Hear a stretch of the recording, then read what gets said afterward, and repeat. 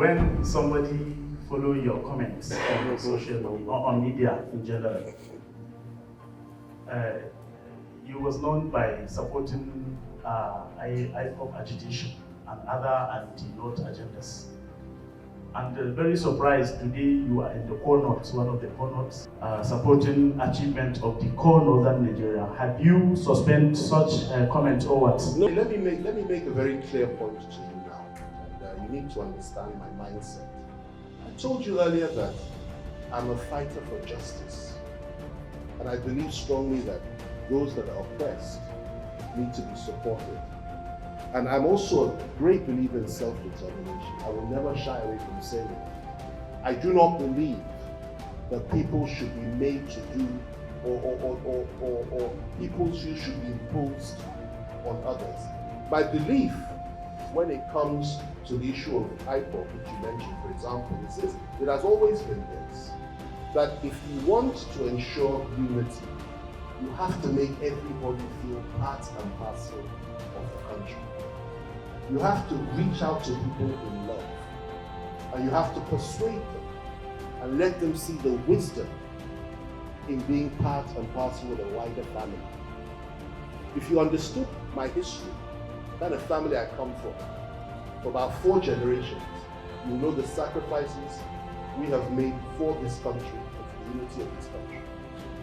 But one thing I will never do is support a situation where people are being slaughtered on a daily basis and are being told that whether you like it or not, you must accept this, and we have the right to kill you because you do not share our view.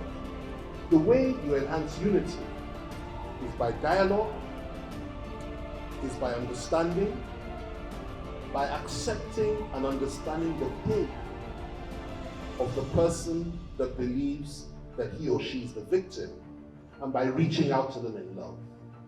Not by force, not by mass murder, not by killing. And it's important to see it in that perspective.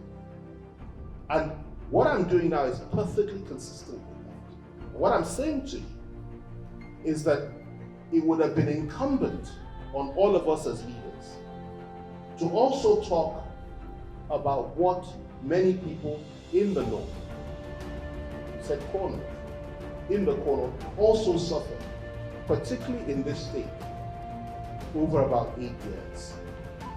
But their own reaction was different to the reaction of others. And therefore, each to his own.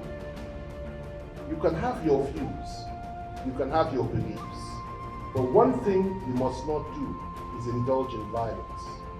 If, for example, you have a wife at home, and I know you do, probably more than one, and your wife is giving you, or you are giving your wife problems, and you are oppressing her, and she says she wants to go. My belief is that you have a duty to win her back her love by treating her well. That's the way you keep her in.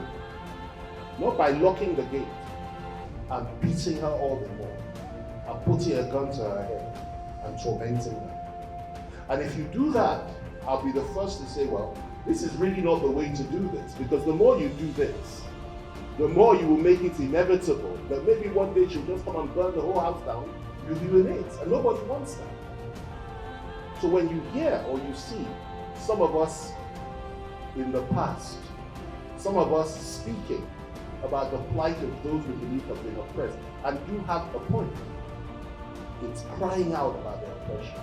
You cannot judge us harshly. You cannot judge us harshly.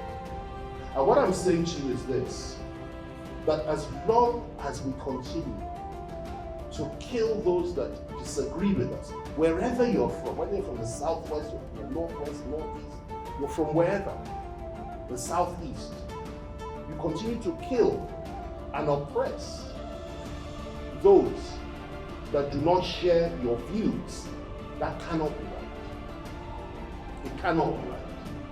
And it's not in our history. Our history was based on consensus, and understanding, and mutual respect. And that is why When it came to a time of civil war, most Nigerians stood on one side.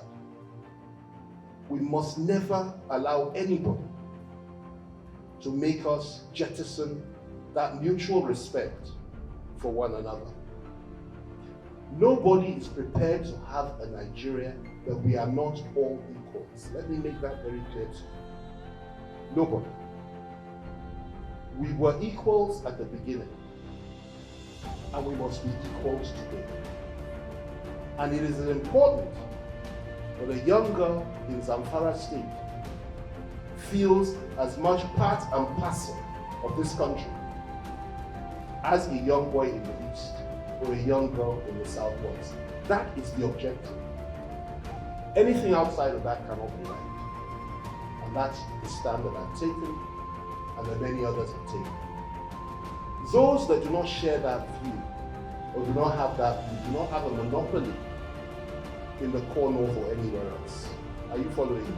And that's why I'm saying to you, in every zone, you have bridge builders and people that have the ability to feel the pain of the oppressed. And Matawale is one of them. Otherwise, I won't be here. Are you following what I'm saying? I will not be here. I recognize that. And we should also be thankful for something. The leaders, you mentioned the East, so I'll go to that. The leaders of the East generally, the governors, I know all of them, they're very, very, very restrained. And they believe passionately in a united Nigeria. I know them all.